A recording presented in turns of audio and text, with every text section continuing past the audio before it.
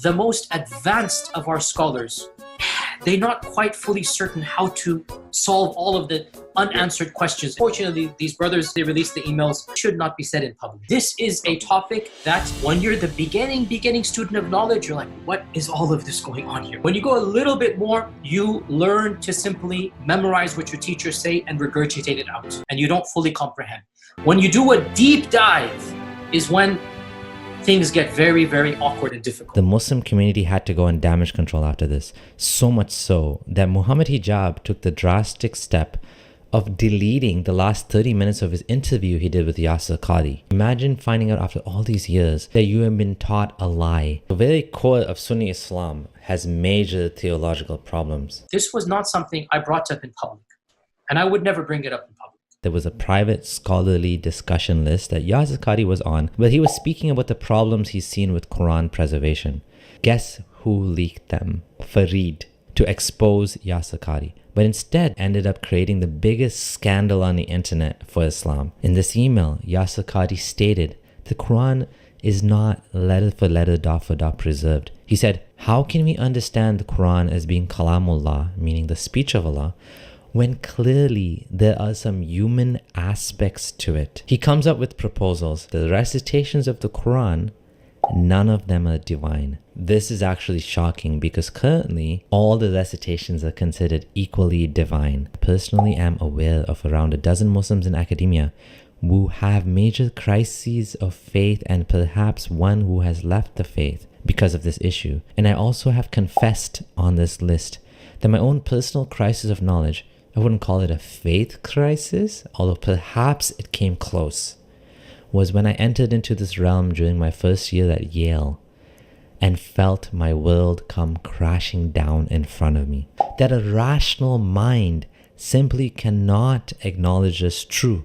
Like, just wow. Imagine finding out after all these years that you have been taught a lie. Every single student of knowledge knows, who studies Ulum al-Quran, that the most difficult topics are ahruf and qira'at. Preservation of the ahruf, is it 1, is it 3, is it 7? And the relationship of the qira'at to the ahruf. This is a topic that when you're the beginning student of knowledge, you're like, what is all of this going on here? When you go a little bit more, you learn to simply memorize what your teachers say and regurgitate it out, and you don't fully comprehend. When you do a deep dive is when things get very, very awkward and difficult. Very awkward and difficult the more you look into it. It even goes back to the time of the Sahaba, the companions, where the companion of Muhammad, Ubay, had a doubt. And this isn't new. This is from the time of the Sahaba. Ubay ibn Ka'b says, authentic hadith, when the Prophet mentioned the issue of ahruf, فَدَخَلَ فِي نَفْسِي شَكٍّ. In my heart, a doubt came that I hadn't had about Islam since the days of Jahiliyyah. This is not a joke, brothers and sisters. The issue of ahruf and qira'at caused confusion to somebody whom the Prophet said, if you want to listen to the Quran directly, listen to Ubay. Ubay is not some even average Sahabi. He is the Qari of the Quran. He is the master. He is who he is. And he goes, فَدَخَلْ فِي نَفْسِي شَكٍّ. Like, what is all of this stuff? The solution wasn't a discussion, but Muhammad put his hand on his heart and it all went away. Imagine if life was so simple like that. Yeah, don't worry about the contradictions and problems.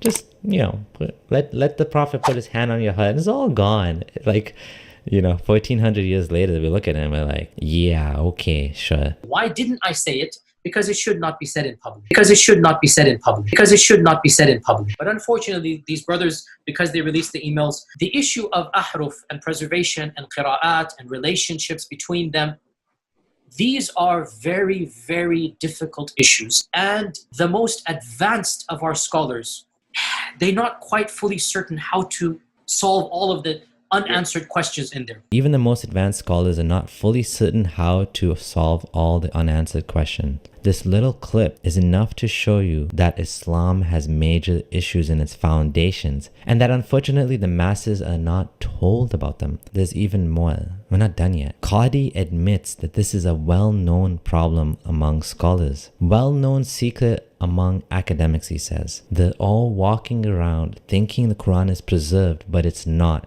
just like the emperor with no clothes. And by the way, this is now a well-known open secret amongst many Muslim graduate students and academics around the world. And this is well known.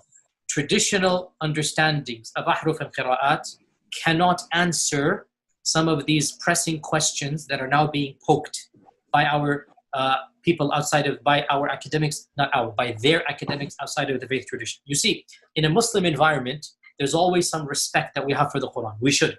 In a Muslim environment, we'll press a little bit and then we'll say, okay, khalas, sami'na wa ata'na. When you go to academia, they don't have that red line. And they're going to just, you know, the famous story of the emperor with no clothes. They're going to just point out, no, that doesn't make any sense. Well, that's not true, and this and that. And they'll bring issues, which I'm not going to mention explicitly, that you know are true because they're in your own books. They're not inventing anything new. Very well-known issues of, I don't even want to be explicit. And then you bring on top of that makhtutat, and then. And it's very clear to you and to every single very advanced student and specialist that the standard narrative has holes in it. That's what I'm going to say. The standard narrative does not answer some very pressing questions.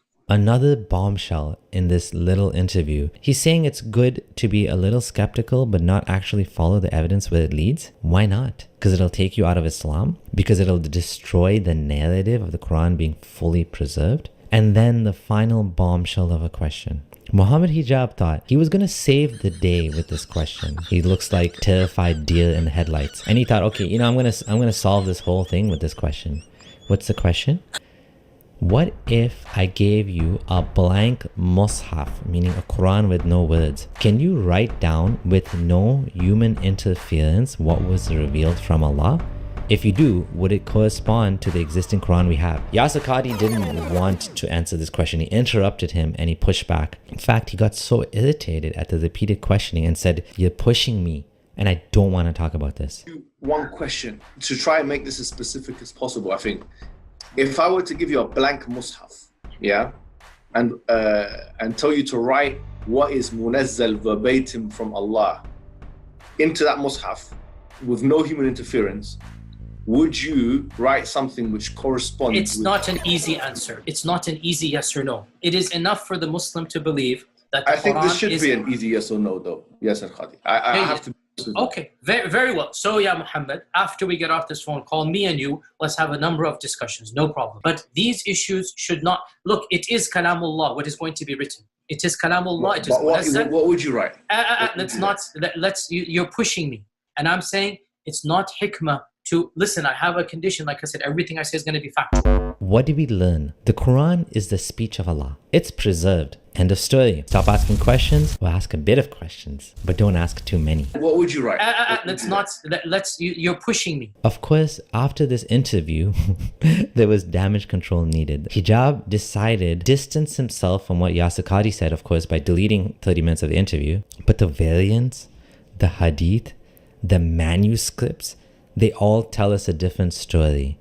That it isn't. The Quran hasn't been preserved like they say it is. The most advanced of our scholars, they're not quite fully certain how to solve all of the unanswered questions in there. Fortunately, these brothers, they released the emails. Should not be said in public. Should not be said in public. This is a topic that when you're the beginning student of knowledge, you're like, what is all of this going on here? When you go a little bit more, you learn to simply memorize what your teachers say and regurgitate it out. And you don't fully comprehend. When you do a deep dive is when things get very, very awkward and difficult.